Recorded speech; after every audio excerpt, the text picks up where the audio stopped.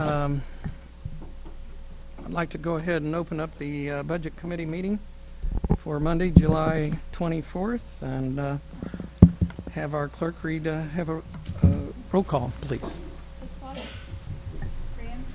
Here. Here. Here. Here. Here. Here. Here. Okay, thank you. I'd first like to welcome Megan Elbridge as our clerk for tonight. Thank you for sitting in for Phyllis, and we'll go forward with the first item on the agenda, which is the mayor presents the budget. So prior to going into that discussion, I'd like you all to think about whether or not Thursday night there's a few commitments, so we may have a discussion whether or not we'll cancel Thursday depending on how much we get done tonight and whether or not that presents a true conflict, because it is a conflict for at least three of us here. So, Mayor, would you like to start off with your budget, please? Sure, thank you. And first, does everybody have my letter? Was that already passed around, the July 24th, 2017 letter? Or do we still have that back here? If you synced up, it's on the electronic version. And you Okay, I did the electronic, and I think everybody should have one at their place also. So I just wanted to touch on, I won't read it word for word, but we'll kind of touch on a few highlights. So first of all, thank you, Councilman Mihaljevic, for leading the Budget Committee. Looking forward to this project. And one thing you touched on is the upcoming meetings, and I did want to note that the next few meetings I do have some conflicts and will not be available to attend. And so I just want to make it known that I will definitely try to get to all of them, but my not being here doesn't mean that I'm not interested in the process. And we can tune in and watch them, so I'll intend to do that. So I want to make sure that council understands my interest, and that I do apologize that I have a few conflicts on some of the next upcoming meetings. And all the meetings are on the website for those that are tuning in at jeffersoncitymo.gov. They can see our complete list. They're mostly Monday and Thursday nights, so looking forward to those. And soon everybody will have the big binder like this that's a few inches thick that they can look at. For now, I believe the PDF has been emailed. Is that correct? Everybody has that in their inbox, so they can do that. And I know when it comes to budgets and numbers, it's great to have the hard copy papers. When I went through the budget, I did it strictly by the electronic version this time. And as we try to get a little more electronic, kind of reminds me of going from the paper packets at council to the electronic packets, and it's a change, but I think a good change too. So I would encourage you all to start by going through the electronic version. And also, I know Mrs. Miller would appreciate any input that we have going through it. For example, a few things I noticed were some of the tabs. It's not as easy when you can just get a budget notebook and you see exactly what tab you're in. I noted a few other things, like some of the page numbers that were not necessarily in the hard copy, but I think they may be in the hard copy once we get that finalized. The earlier version did not. And I know the software does have some, layout that it would use, so we would fall within the layout of the software, but I would encourage all of us to look at the electronic version, and like I said, please offer your input, and hopefully we can eventually get to an all electronic, and in future years we may not need the books at all. I know that's been suggested in past years, so I think we're getting closer and closer to that. So looking at my reference letter, and as you'll see in here, I made very few changes to what was presented in the budget. And I would attribute that to staff being very receptive to council and to the discussions that have been had at the council meetings. The Finance Committee meetings have been very productive with extensive reports given, which allows the council and the public to keep up with the financial position of the city throughout the year. And this is my 9th budget. My 3rd as mayor, and I do take the budget process very seriously, so please don't take that I made very few changes as not giving input into the process. I looked through every page or every electronic page, and every line on every page. And I'm pleased and confident on what Finance has presented and the City Administrator Kroll's budget, which I now present to you. A few of the highlights here you'll see in the actual letter, the different tabs here: overall budget, revenues, which Margie will touch on this evening. The next bullet point is salary and wage adjustments. And as Council embarked on a salary study, you'll see some of the suggestions reflected in here, such as the 2%, the salary and wage adjustment, and then also the addition of a floating holiday, which is touched on the second page of the letter. And that increases the time off as suggested by the class and comp study that was done while minimizing costs to the city. And then there's a few other items: the health insurance, the mayor's addition, which is in the non-departmental budget, is $20,000 funding for MSP. I'll draw your attention to the additional sheet that goes along with that, and that is the MSP improvements that we've done over the last 3 years. We likely won't get to that tonight, but I just thought I would share with you so that you have the information for whatever meeting that does fall in. In 2016, the city contributed 15,000 improvements to the historic area, and that was used for improvements to lighting and masonry pilaster work on Housing Unit 3. And you'll see that those were all cost shared together: city, county, state, and Convention and Visitors Bureau. When we did that in 2016, which I appreciate the council's approval of that, the CVB matched our money, so our 15,000 became 30,000 plus the additional 5,000 by the county. Last year we budgeted 20,000, and then you'll see that in this proposed budget there's 20,000.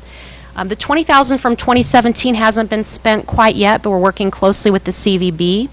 And I outlined on here a couple of potential projects that would also be cost shared. One of the potential projects is some historic lighting that could be used to increase lighting around the entrance of the prison, and they would be some historic light fixtures that are, my understanding, actually used to be at MSP, so they're interested in bringing those back to life.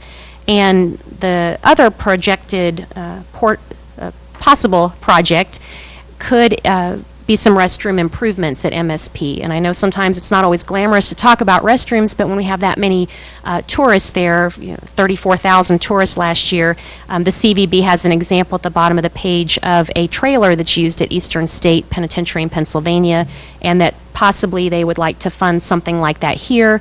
So typically, when we approve the funds, we don't decide exactly what those projects will be, but there are a few projects on the table, so I wanted to make sure, since that was an item that was added in, that council had all the information in front of them on that decision. And then fiscal challenges, going back to the mayor's letter, we have the capital expenditures, staffing levels. Under the staffing level bullet point, I do want to mention that very few staff positions were added to this budget.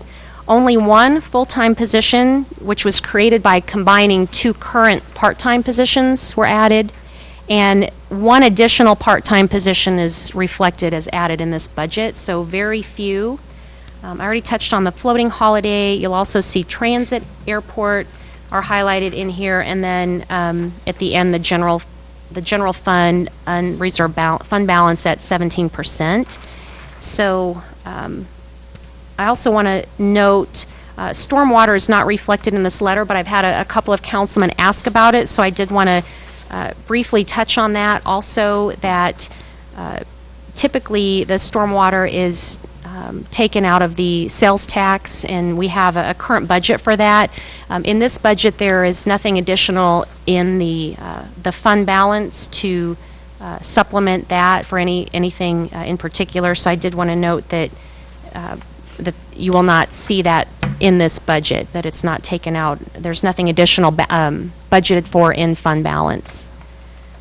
And with that, that's kind of my overview. And during this process, if any council has questions of me, I'm willing to be as active as possible. And at this point, like our our charter states, the city administrator presents a budget to the mayor, and then I get a chance to review it and then and pass it on to council, and then council ultimately will make those decisions and change and hear from department directors, and there may be things that I'll hear from department directors as well that would make me even want to change a few things in here too. But I can tell you at this time, I'm very confident in what we have in front of us. There's very little leeway to go one direction or another, but I feel confident in having very low levels of extra staffing, but also being able to accomplish some goals within this budget. So before I turn it over to Mrs. Miller, I want to thank Mrs. Miller for her work. I know this is her second budget here at the city. Many budgets she's done before, and I feel like she's done several for the city because it's been such a smooth process, and also in the work you've done at finance committee meetings, and also to Sheila and your entire department for working hard and getting all of the numbers and information to council. So with that, first I'll ask if there's any questions of me, and then I will turn it over to Mrs. Miller. Any questions of Mayor Turgeon? All right, so I think we'll have an opportunity to go through these line items in the future and discuss those. Thank you for laying that out in a very clear and condensed manner. I think the next thing on the agenda then would call for revenue discussion by our Chief Financial Officer and staff. And I too want to thank also the Finance Department for all they've done to put this in a readable form, and I appreciate the work done by staff and the photocopier throughout the weeks and days to keep up with the voluminous amounts of material we're going to be seeing here soon. I do want to remind people that it is, all the budgets and all this information is available on the web, as well as our meetings are being recorded so they can go back and see those and contact any of your council members to find out whether or not they have any questions. Councilman Graham. Yes, I just wanted to say before we get started to our city administrator, thank you for this proposed budget, and Madam Mayor, thank you so very much as well too. I know we don't have a lot of wiggle room in here, and Madam Mayor, I know I was one of the persons that called to ask about stormwater, and so to this council, before we even get started, I sincerely hope they were able to find some monies in here that's going to help start to address stormwater issues more than what we currently have budgeted. I know we haven't started talking about that yet, but I do want to put that on the forefront of each and every council member here as we move forward with this budget. So I just wanted to say that, and like I said, thank you, Madam Mayor, for your proposed budget. Thank you. I think we'll go ahead and have your presentation of the revenue discussion. Thank you, Mr. Chairman. You should have a handout in front of you of the revenue pages. It's about a 6-page, 7-page document, starting with the pie chart of the general fund summary. And the full budget document will be available on the website tomorrow morning, along with the mayor's budget letter. And any other handouts that we will be going through. So beginning with the FY16 actual, for information purposes, you can see on the front page the $32,650,443. The FY17 current budget at a little over 35.8, and the FY18 mayor approved budget of $32,441,302. This is just for illustration purposes. I'd like to point out the FY17 adopted budget was actually $32,218,217. The differences there are, the majority of the difference are grants, and then the approved use of the fund balance for some supplementals of almost $1.9 million, of which almost $1.2 million of that was for the fire apparatus payoff. So taking those out of the equation, the overall percentage increase between the FY17 adopted budget and the FY18 mayor-approved general fund budget is 0.7% increase. And if it would please the chairman, I'll go through the detail. Please. Okay. So starting with the sales and use tax category, there is a 1% increase estimated for FY18 from the FY17 adopted budget. We are running a little bit less than that currently, but hope that the remainder of the year will be favorable. The state's consensus revenue estimate that the Missouri State budget was voted on was an estimated increase of 1.9% for the sales tax.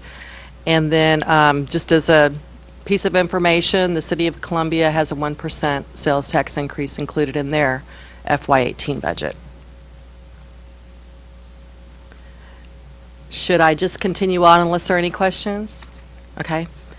So the intergovernmental taxes group includes the motor vehicle tax and the gas tax and road and bridge tax. There is a slight increase of $39,000, which is about 1.8%, and that is on the motor vehicle tax. We're showing actually a 2% increase year to date, and then on the gasoline tax, that's a 3-year rolling average.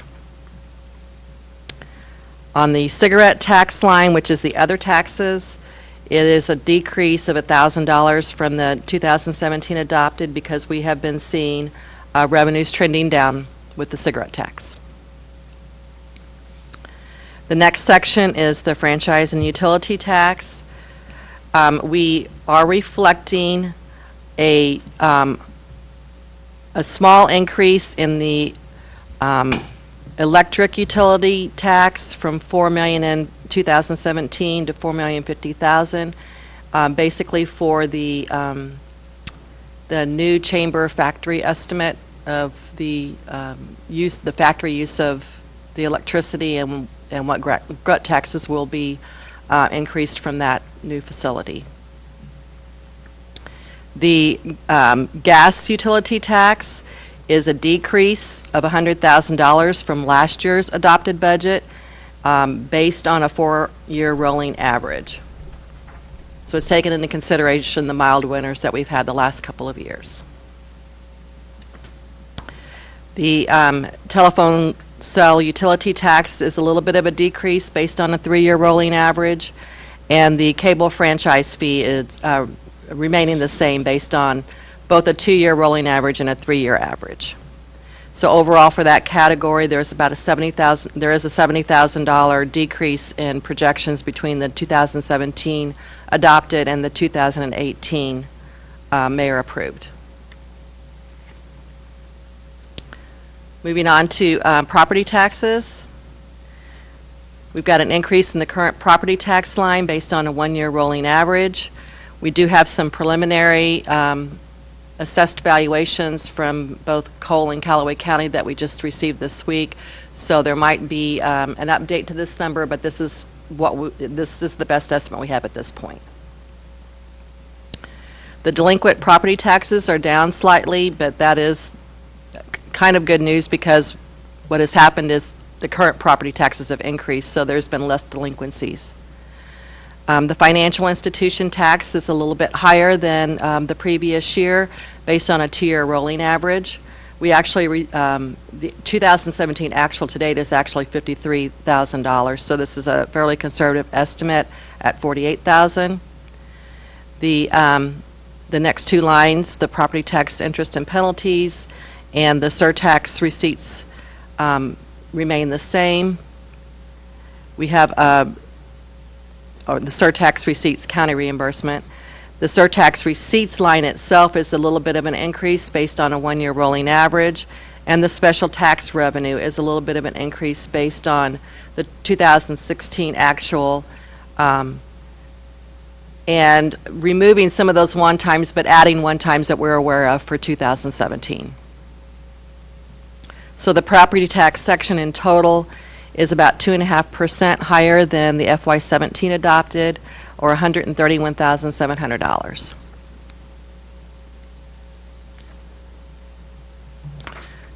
Moving on to the charges for services.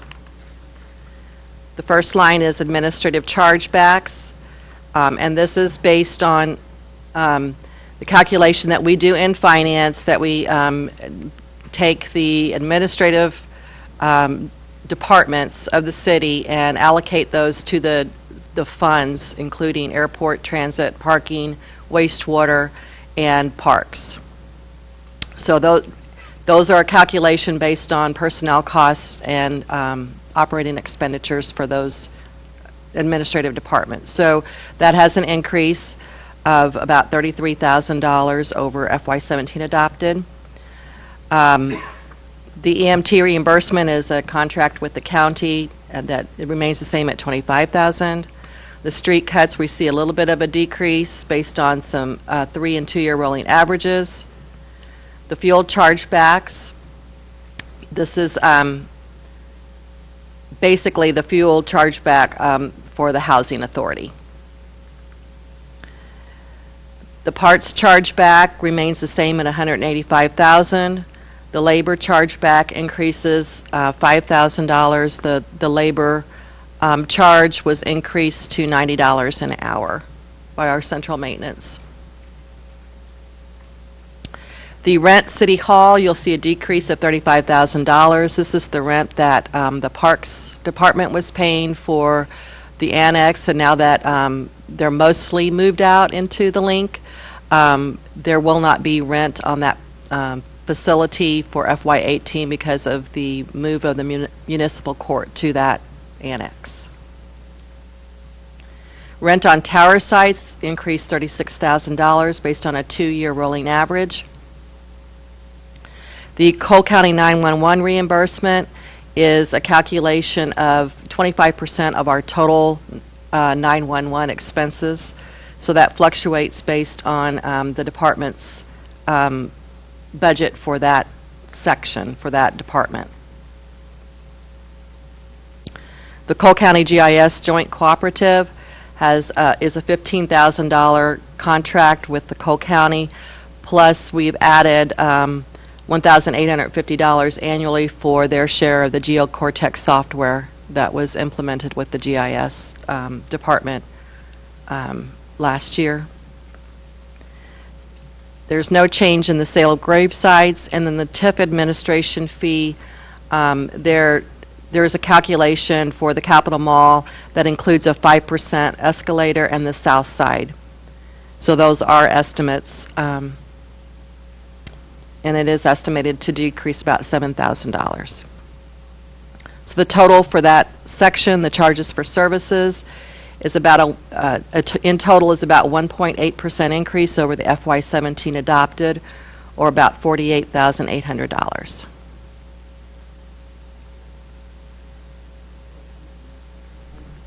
I have a question. Thank you. Back when we talk about the rent tower sites, I see that there's quite a huge increase from 2017 adopted, but also quite a bit of a fluctuation in the numbers of 2016. Can you explain why we're going back up to 140,000 on that one? The 140,000 is based on a 2-year rolling average that gets you about 139,000, and then the 1-year rolling average is actually 145,000. So we have different arrangements at the different tower sites, and they're different timing of the payments that it's really hard to compare the year to year. That's why I'd rather do the 2- and 3-year averages. Mm-hmm. Okay, proceed. Okay, moving on to the fees, licenses, and permits section. We see a little bit of a decrease on the liquor licenses, and that is based on a 1-year rolling average, and then also looking at our year-to-date actual plus the remaining month's estimate, so that is set at $59,000. The business licenses, home occupation permits did not change from the previous year, nor did the abandoned building admin fee. The building construction fees, there is an increase of $95,000 for FY18's adopted budget. This is based on a 3-year average plus the addition of the new high school one-time fees of around $85,000. That's the major difference in the estimate. The electrical certificates and electrical permits, plumbing licenses all remain the same. The plumbing permits, there's a little bit of a decrease, and that was based on a 2-year rolling average. There were no changes for other licenses and permits, daycare inspection fees, food inspection fees, curb cut permits, Board of Adjustment fees, and all of those are no changes. The sign permits, there's about a $900 increase, and that was based on a 3-year and a 2-year rolling average. The demolition permits, the accident reporting fees, and the blasting, no change. The animal redemption fees, there's a $3,000 increase, and that's based on a 3-year rolling average. Animal vaccination fees has an increase of about $500. That is also based on a 3-year rolling average. Animal cremation fees, $3,000 increase based on a 2-year rolling average. The taxi permits goes away because of the changes that were made to the code with the Uber. So individual taxi drivers do not require a permit. The vacating right-of-way, no change. Rezoning request is trending down, so there was a reduction of $2,000 in that line item, and then there was no change for planning and zoning review fees or non-refundable plans or specs. So the total for that section is $800,700, which is an increase of $92,300 from the FY17 adopted. If there aren't any questions, I'll keep moving. Okay.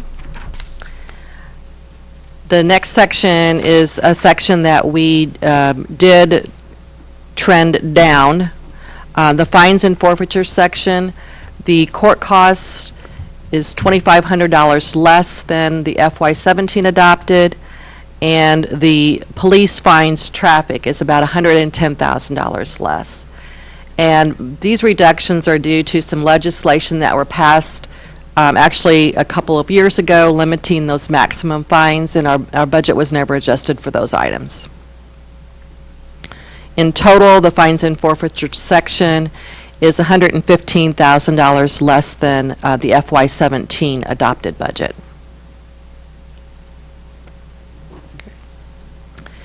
Moving on to contributions donations section.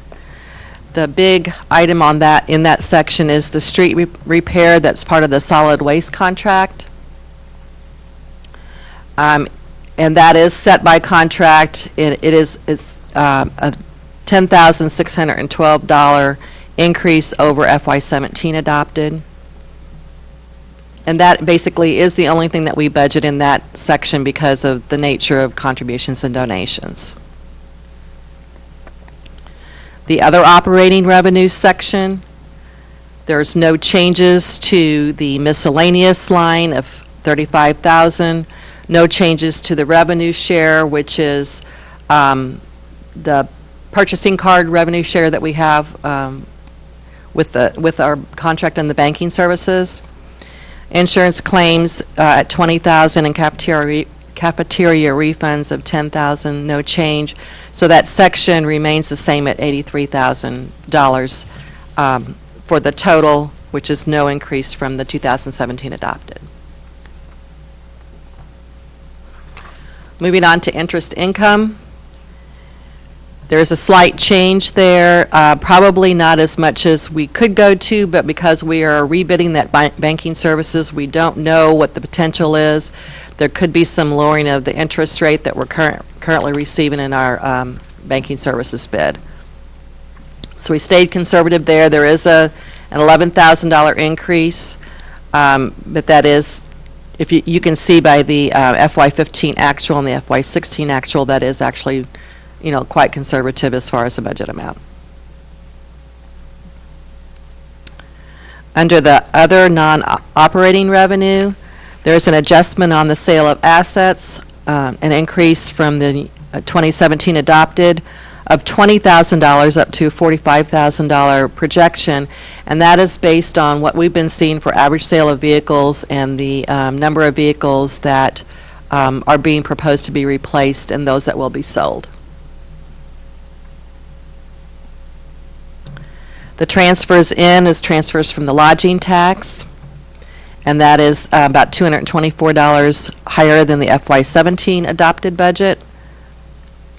And that is the only item that is budgeted in that section. So the total amount for that section is $24,024 compared to $23,800 in FY17. So I want to point out that is our general fund revenues before any kind of grants. So the totals, just as just a piece of information, the totals for those sections, in 2017, the adopted amount was $31,388,243, and our FY18 mayor approved budget is $31,668,980, which is almost $281,000 increase at 0.89% increase. Moving on to the grants.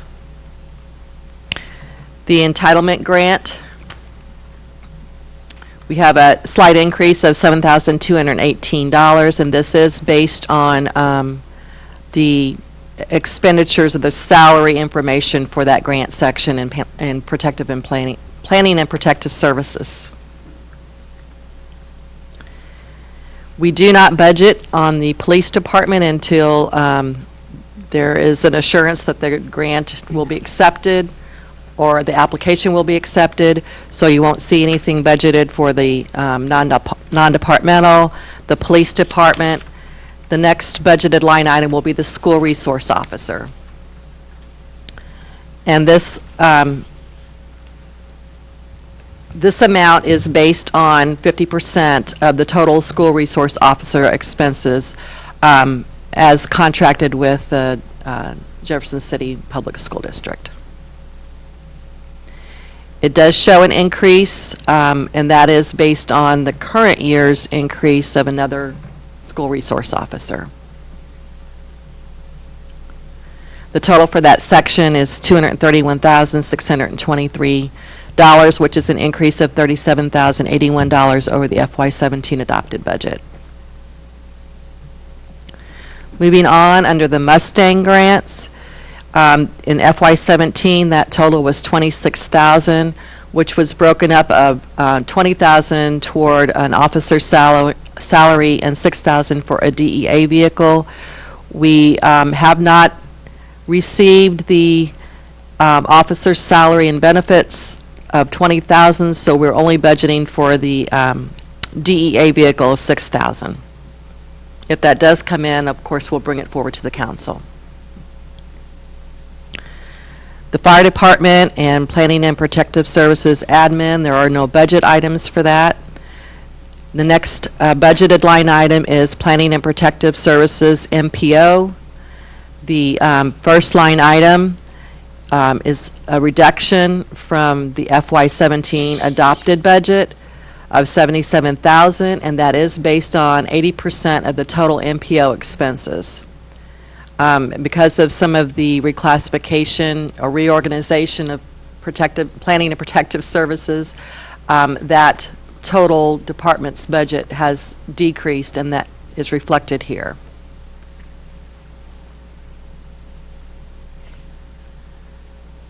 The local grant section or line item of that section is the remaining amount that the county will pay, contribute and pay for.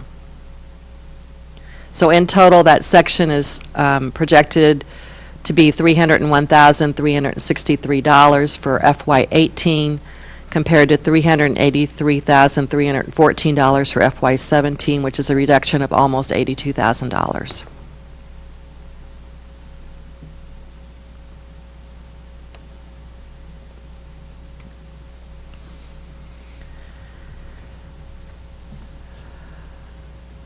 And then the next section is Planning and Protective Services Redevelopment Grants. And that local grant line is based on the Allied contract that states that $6,000 annually needs to go for the household waste and $9,000 for recycling education promotion. The remaining $5,500 is from Cole County for the household waste ongoing. No change from FY17.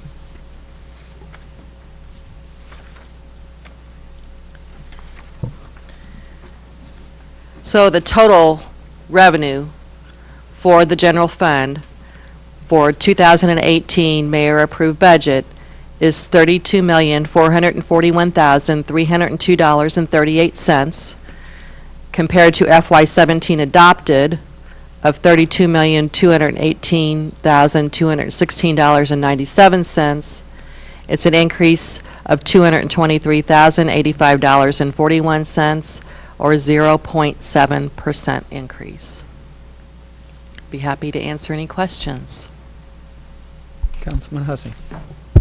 Just a couple for you. The 2-year and 3-year rolling averages, when you refer to those, what's the specific time frame that you're using to create that average? For the most part, this was developed back in the end of April, beginning, or actually in May, so it would have been through April. But for a lot of these line items, when I'm basing it on those rolling averages, I've updated it through current. Okay.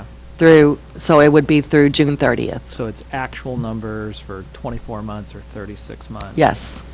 And so then my follow-up would be, in the Finance Committee, you often give us that revenue model projection.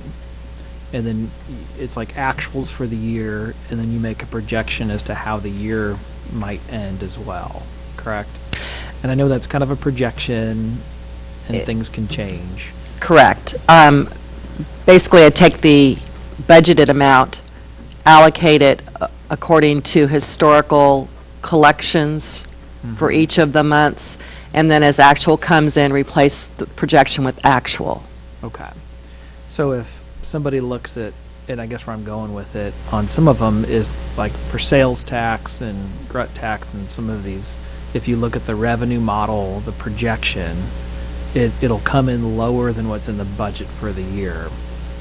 But yet, when we then put a figure into the budget, so for example on sales tax, where the budget says 11.4 million, the 17 budget says 11.3 million, the revenue model projection says 11.163 million is where we're, as of June 30th, where we're projected to end. And that can certainly change if we have some good months between now and then.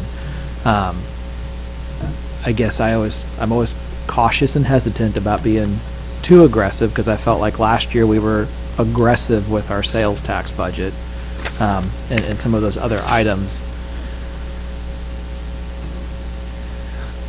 11.413 million is a number we've never hit before. 11.3 million is a number we've never hit before. At what point do we need to look at that and say it might be too big of a stretch based on how this budget year is trending? Does that, my question make sense? It's not really a question, it's a statement. Yeah, the sales tax, most current,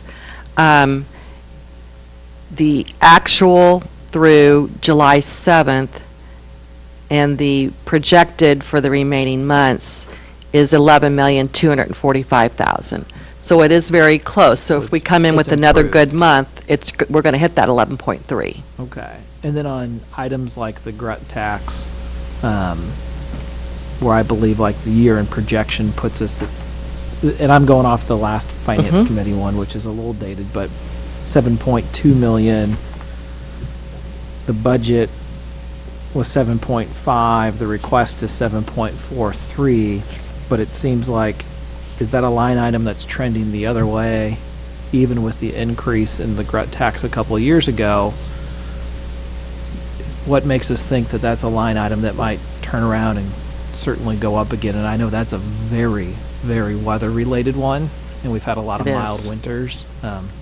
My air conditioner is running a lot lately, which should help, but, and I guess you don't necessarily have to have the answer to that question, but I just express a little bit of caution for all of us that, again, some of these projections, when we use 2 and 3 year rolling averages, they can be increasing, but the trend may not be that way on some of those line items. And so I just urge us, especially on these ones where we've seen a trend that's gone down, we still have that year hanging on that was on the higher end maybe. So, not saying you have to have an answer to that, but everybody should turn on their air conditioner tonight. Run their heaters in the winter. Yeah, and in total, that section has a $70,000 decrease of the FY18 over FY17, but also included in that is that new factory, which was a bump up of about $85,000. So there, you know, especially the gas utility tax, there is a $100,000 increase in the projection. And that 85 came like a chamber projection for us. Yes. Do they factor in also, aren't we losing a factory as well in the next 6 to 9 months?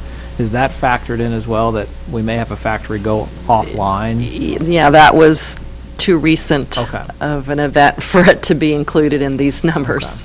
But I also Yeah. think that's a year away or so. Yeah, Councilman Prather. Yeah, I was just going to follow up on that, too. Yeah, my understanding is Capital Continental Products is probably not going to be here. There's a good chance. And there's another one I had heard, don't have the name, but could potentially not be here next year. So just want to make sure we don't get too overly aggressive on anticipating a new one coming in with knowledge that one or two might be leaving. So Would you like to say something? Did you have something you wanted to say? No, we'll follow up on some. Okay.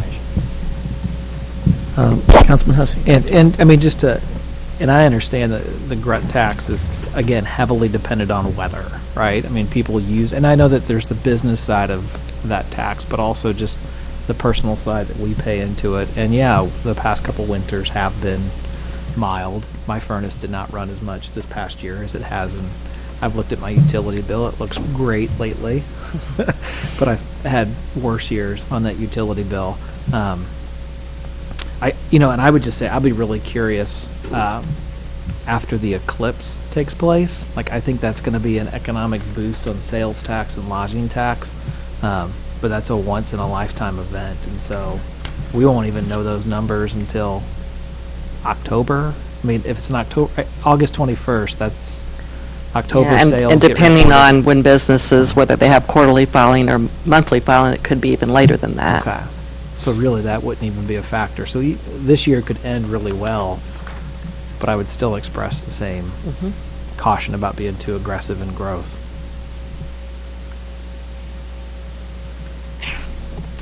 And Carl, I encourage further discussion on this revenue. I know that we're just now getting our teeth into this, and this will be the main goal, I think, for us to start with, is to really feel comfortable about that number. So if there's any questions you might have, I know that discussion doesn't end tonight. It can go on until we approve the budget. But we last year we were noted that we actually did approve a revenue, and I'm not pressuring us to do that, but we actually approved it for last year. So I'm not going to ask you to do that unless I have a motion. But for now, we're just still in the early stages of determining what the revenue should be. Councilman Prather. I'm pretty comfortable with the revenues, and like you had stated, we can change those if we find cause. And this is a long process, and if those rolling averages come in and be a little bit better, it will give us an opportunity later to increase. So this is basically the starting point, and personally, I'm comfortable with those numbers. Councilman Hussey. I have a question back on in the fees, licenses, and permit section. You mentioned the police fines, the traffic. We had budgeted 860, and then it was probably Senate Bill 5 or something a couple of years ago, or one of those that changed it. I know the actuals for 16 were 783. Is that, we budgeted 750, is that settled in to be the new norm? Was the 783, I guess, an outlier as a year, or are these trending down at this point? I believe that there was some legislation passed in 2015 that affected the 16, and then there was additional legislation on top of that that even had tighter maximum fines. So there was actually 2 years in a row, if I'm not mistaken, that had legislation passed that would limit what we could collect on some of these fines. Okay, so I don't know if Ryan or the attorney or police chief want to add anything more to that? Just a history on the legislation. The 2015 legislation primarily dealt with traffic violations, and the 2016 legislation primarily dealt with caps on non-traffic, so code enforcement, things like that. So it was kind of two different packages. So how that affects that particular revenue item, I don't know if we're at a place where we can actually figure out what the new normal is, because it was kind of a double whammy of some changes. well, and I guess Go ahead. if that trend is, there's always this, you don't want to have the perception out there that you're balancing your budget based off of fines and these sorts of things. If for some reason the new normal, instead of being 750, was 675, and so we lose that $75,000 in revenue, is there an offset that sort of automatically happens on the expense side? You know, sometimes you don't get the revenue, which means you don't pay for staffing or certain services, so that's just a loss of revenue, but expenditures would stay the same. Okay. Good point. Mr. Chair. Yes, Councilman And just Gray. to comment to what Councilman Hussey was saying, I would probably look at those trends to continue to trend downwards when it comes to fine and forfeitures as we're moving forward. So I don't see those ticking back up. So if that's a concern, then might need to adjust it. Yeah.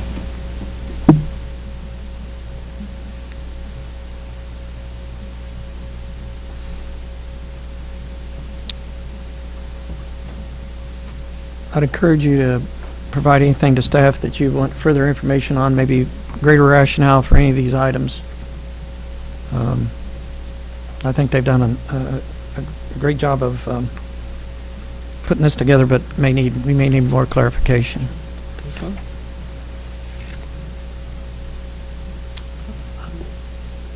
Give a moment for any further revenue discussion.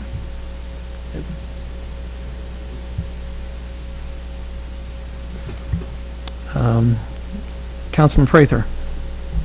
I move that we accept the revenues as projected in the mayor's budget.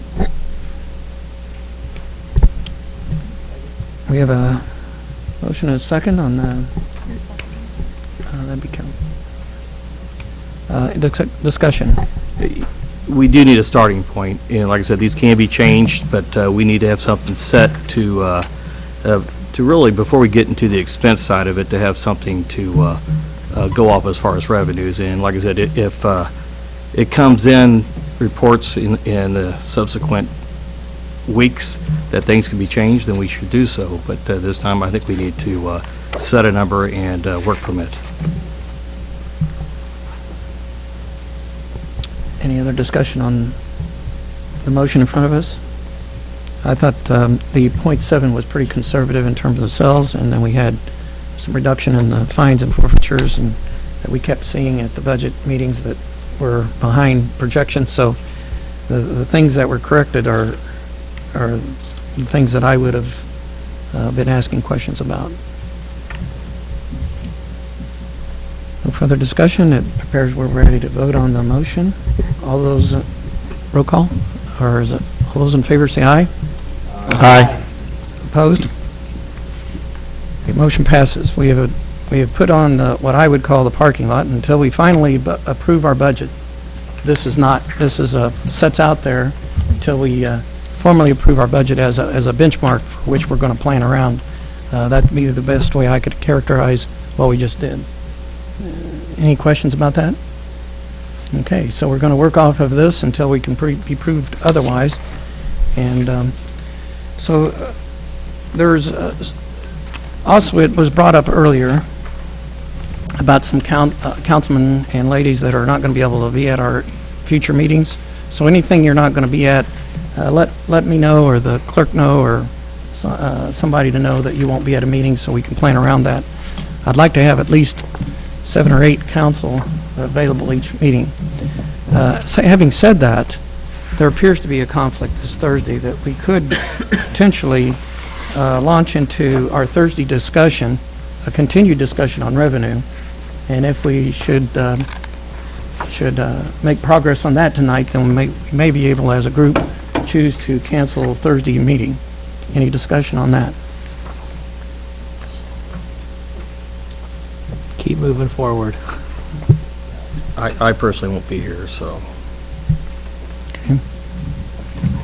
So we have on our agenda revenue discussion, and we just had that, and we have we're going to talk about the revenue projection, and then we will readdress it next Monday as at our next meeting, and then I will ask for some sort of motion to cancel Thursday meeting at the end of this meeting. So we're going to launch into the 5-year forecast.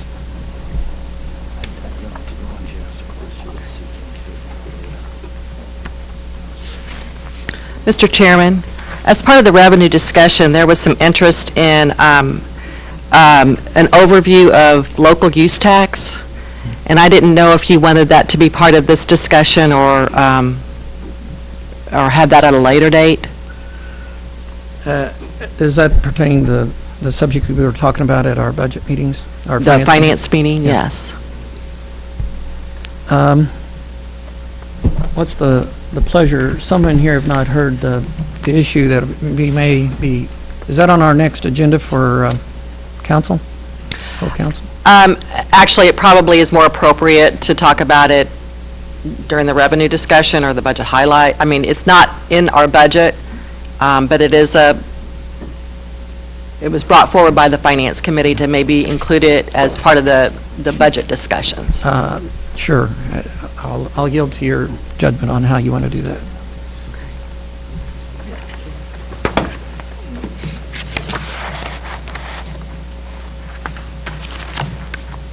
So at our last finance meeting, there was an agenda item entitled Overview of the Use Tax. And we're bringing this up because of the issue of a deadline of November of 2018. Basically, if we don't bring forward on a ballot issue a continuation of a local sales tax on motor vehicles purchased, that revenue stream will end. And that will have an impact on our City of Jefferson budget by $240,000 annually. That was a case that was decided by the Missouri Supreme Court. It had some legislation for a couple years that delayed that implementation, but now the deadline is November of 2018. So in looking at that and bringing forward that out-of-state motor vehicle sales, we wanted to bring forward the local use tax. So use tax, it's not an internet tax. It's the use tax is paid by the purchaser, not the seller. But it is basic. It can be thought of as like a sales tax on goods that are purchased from out of state that are shipped to Missouri. The city can impose a local use tax that's at the same rate as their local sales tax, but that local use tax must be submitted to the voters of the city and passed by a majority vote. The projections from the Department of Revenue is that in calendar year 2016, there was $77 million in taxable sales or purchases that were subject to a use tax. So this, applying our 2% local sales tax, the 1% general, the 0.5% capital improvement, and the 0.5% parks would amount to approximately $1.5 million in additional revenues. This has also been brought to light because of Amazon's voluntary payment of the use tax that started back in February. Just as a piece of information, as of January 2017, there are 111 municipalities, 50 counties, and 191 special districts that do impose a use tax, including Cole and Callaway counties. And a question that was answered at the Finance Committee meeting was, when did those use taxes start, especially for Cole County? I did contact Cole County last week. They've had collections on the use tax since October of 1992, but they were stopped in 1996 because it never was sent to a vote of the people. So they had that vote, and then it was implemented again in 1997. So they've been collecting the use tax all this time. Callaway County is more recent. They started in 2016. So basically, with that Supreme Court decision about out-of-state motor vehicle, they ruled that only cities with a local use tax could collect that sales tax going forward after November 2018. Either that, or you have to pass, the voters have to pass the local sales tax on motor vehicle purchases. So that's why we were bringing it forward. There will be an impact to the city if we do nothing, and we wanted to start the discussion about this out-of-state local sales tax on motor vehicle purchases and/or use tax. Refresh our memory on when that would go into effect, did you say? Well, it has to go to a vote of the people, and it has to win by a majority vote. But So the loss of this would impact what budget year? November of 2018 would be fiscal year 19. Okay. And to get back to your Yeah. point, there's two opportunities potentially to bring that before the voters. It would be April and October next year. Right. August. Did we get clarity as to whether or not the November election was still an option? It's not as clear as you would hope, but I believe that the consensus seems to be that the November election would also be available.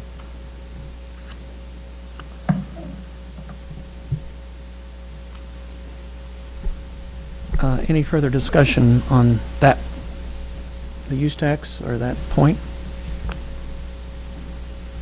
Councilman Hussey. I think I would just add, I think Councilman Prather shared this at the Finance Committee as well, that the easier sell initially is the motor vehicle out-of-state sales tax, because that's already a tax being collected in terms of putting something before the voters. Amazon, they're voluntarily collecting, but they're also projected now to open up a distribution facility in St. Louis area. So Say that they would have been required to have the sales tax Correct. anyway, so that's, yes. I think that led to think the voluntary everyone payment. kind of knew that was coming, but But I guess I would agree that we need to have a conversation as a council about what ballot measures look like for 2018 before we, I think the motor vehicle sales tax is a easier one to put forth just because it's already a collected tax and it makes sense. But when you start talking use tax or stormwater fee or some of these things that are options, it's worthy of us having a conversation, whether that's in the Finance Committee, in the coming months or at the full council level at least. An April election needs something on the ballot by mid-January or so, or that second meeting in January would be the last option. So I think we need to pick our election and go for it, but certainly no decision would need to be made at this moment in time.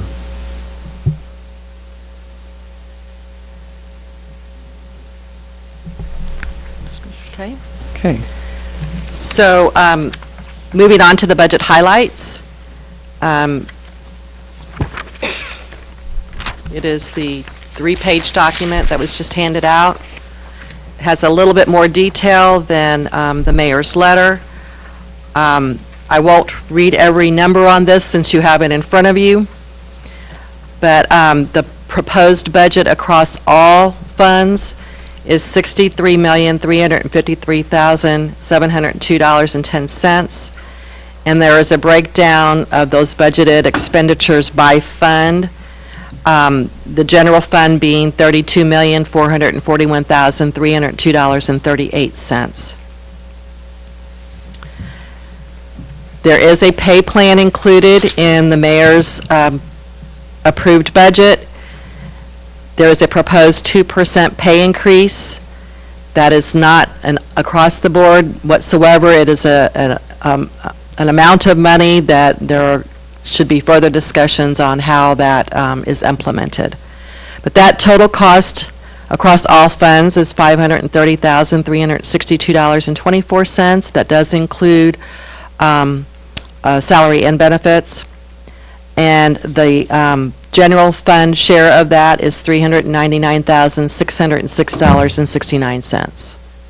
So basically, for every 1% pay increase, the general fund is about a $200,000 effect. The health insurance costs that are built into this 2018 mayor's approved budget includes a 7% increase at a total cost to all funds of $186,400. And for the general fund, this is $155,144.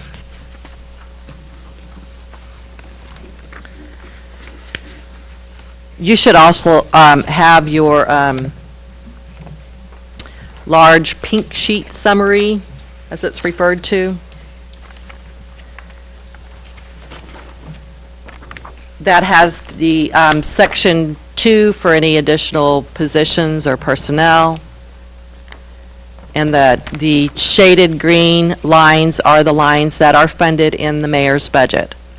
In the section 3 are those additional vehicles and equipment, and in section 4 is a tuition reimbursement line item that was funded. So with the purchase of vehicles and equipment from the general fund, there are 5 new black and white vehicles and an animal control truck funded in the police department's budget. That amounts to $172,902. Under the fire department, the mayor's proposed budget includes the inflatable rescue boat Zodiac with trailer and a copy machine at a total cost of $42,985. For public works, the mayor's proposed budget includes the request to replace 4 inspection vehicles and a 1-ton heavy-duty pickup at a total cost of $171,000.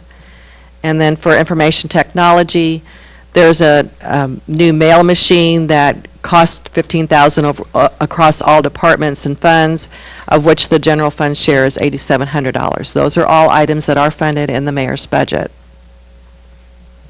As far as new positions, that's section 2. There were 8 full-time positions and 3 part-time positions that were requested as part of the FY18 budget.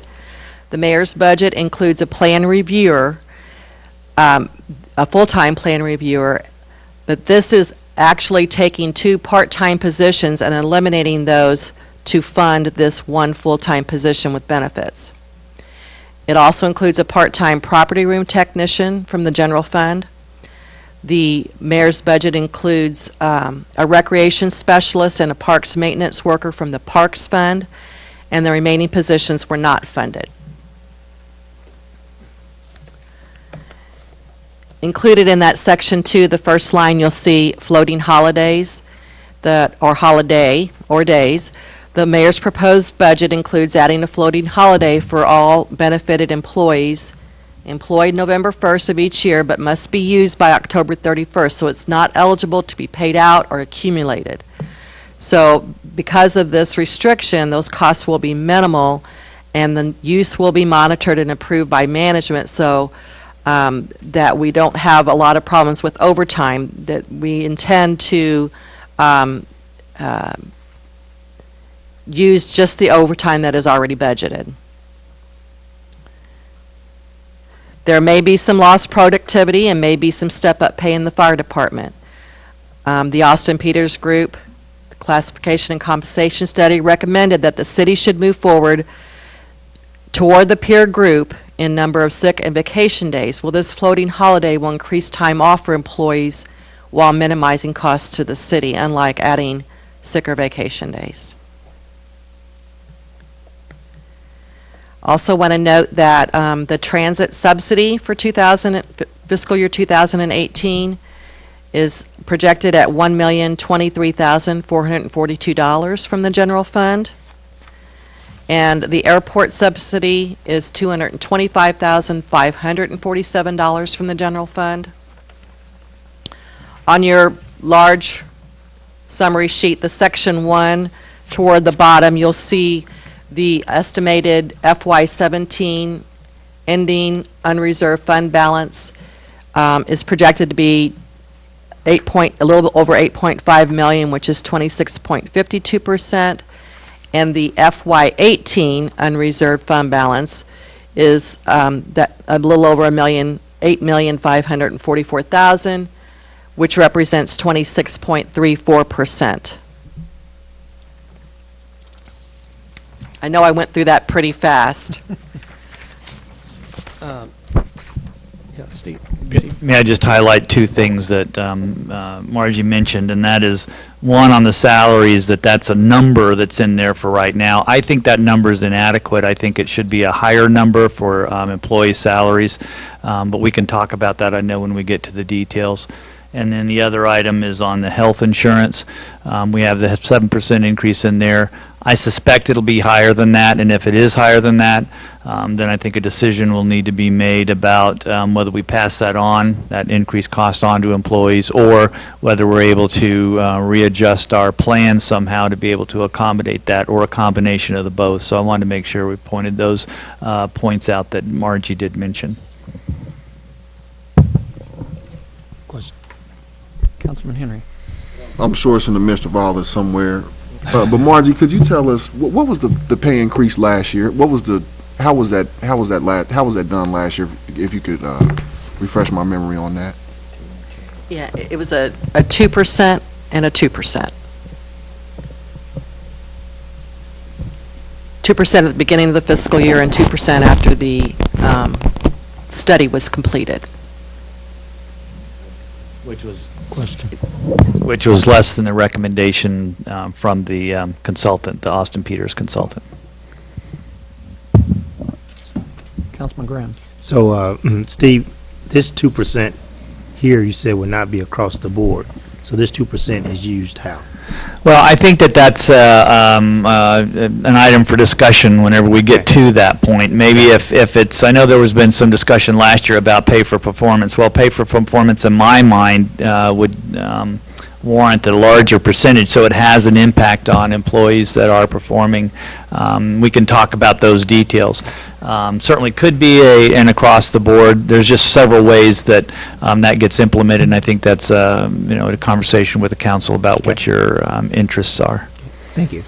I just didn't want people to think that recommendation necessarily at this point is a 2% across the board, because in my mind, I think that's a conversation we need to have whenever that time is. And I guess that's what I was trying to get for you to bring out. Clarify, so yes, I that, to appreciate clarify, that. so we're all on the same page, so that when we're on back and say everybody's getting a 2% Right, appreciate pay increase, that's what's being proposed. So thank you for clarifying that.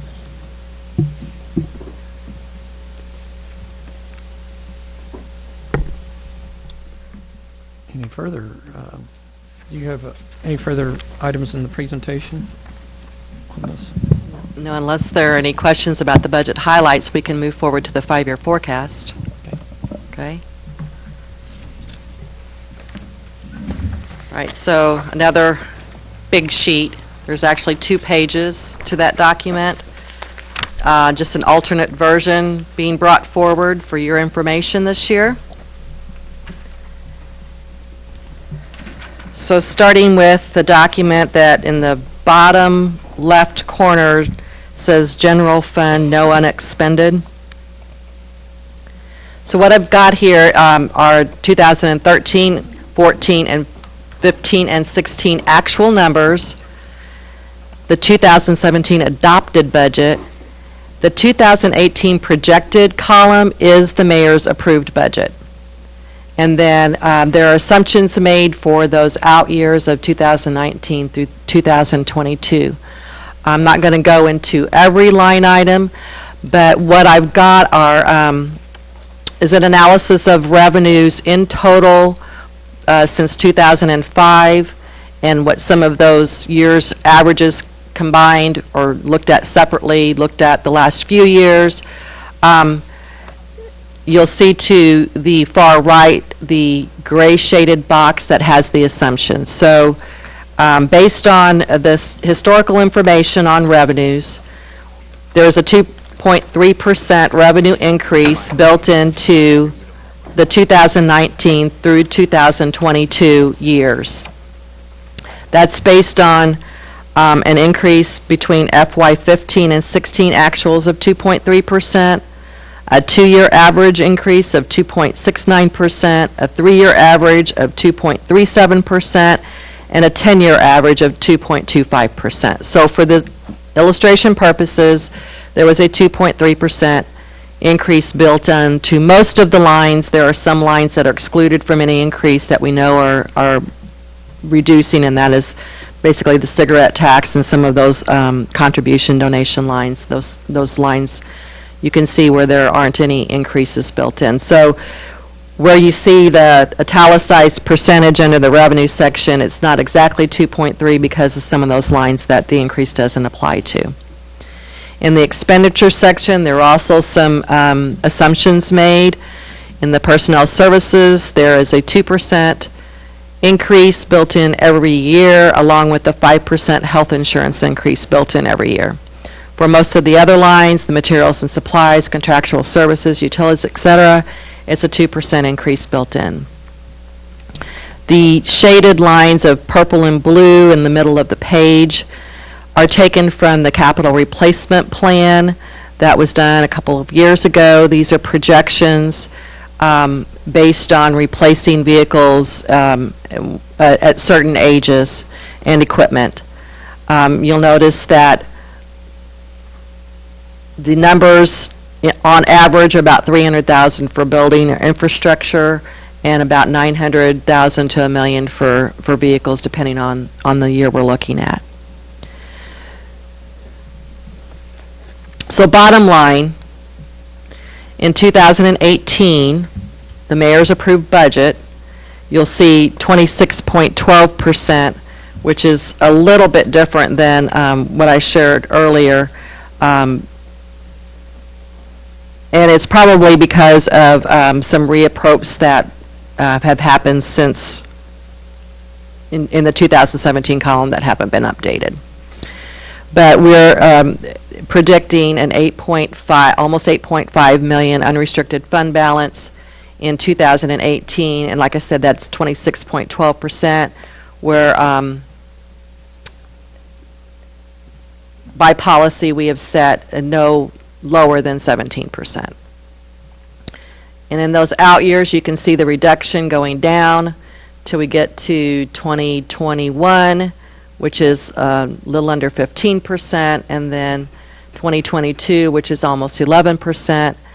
But the yellow shaded line will show you the net decrease to the fund balance. And if you look at that and also look at the blue and purple shaded lines, you'll see that that is where a lot of the management of the money is going to be if these revenues don't increase, and that is that the capital replacement plan will have to keep using equipment that is a little bit older than we would like. The difference between the first page and the second page in the revenue, or in the revenues are exactly the same.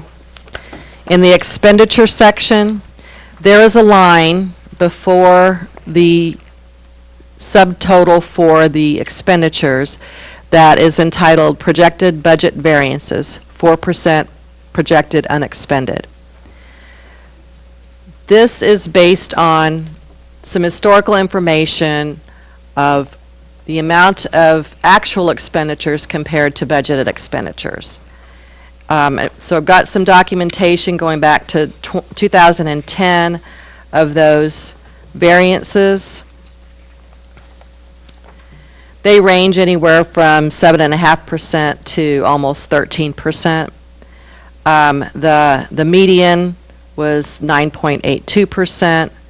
The 3-year average and the smallest variance was in 2014 at 7.47%. 3-year average is 7.99%.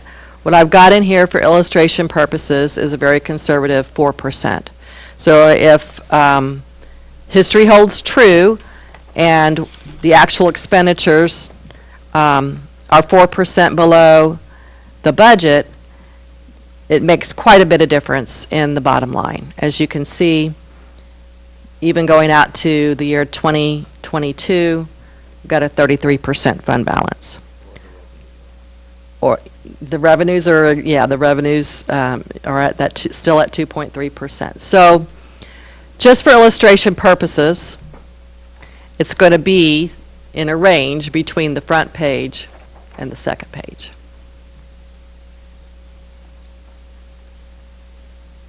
And I went through that very quickly. Does anyone have any questions?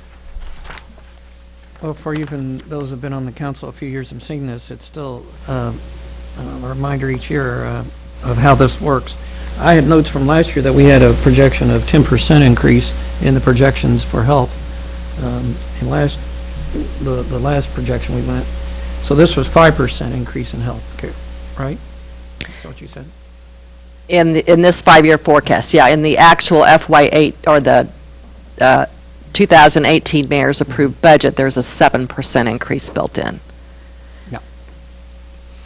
And I always look myself at that bottom line in terms of the orange and to keep us in that 17% range. So I appreciate the other illustration.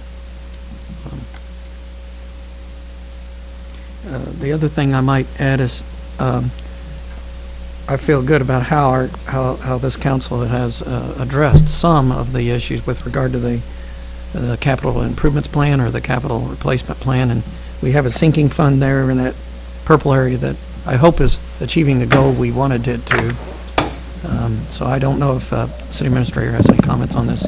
I did want to just note that I agree with you and appreciate that, although for the sinking fund, we did take some of the money out of that. We've been typically doing $300,000, and I left recommended to the mayor $200,000, just based on the overall budget and where we are on that. So that's certainly an item to talk about.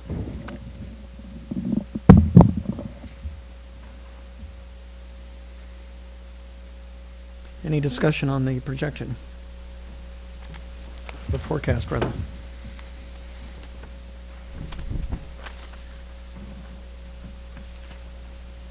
I'm looking to my right, left.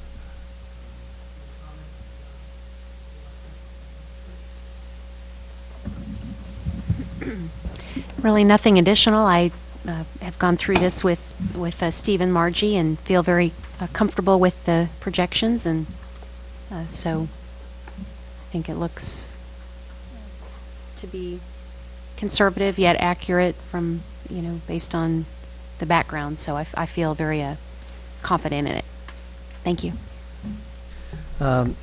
Therefore, I think this was an agenda item for this Thursday is to go through this. So I think that maybe it deserves all of us to give another look at this and bring up any questions you may have next Monday. And for the public, should they have any further questions, they can contact us, or we would be prepared to discuss it again as we launch into our discussions about the expense side.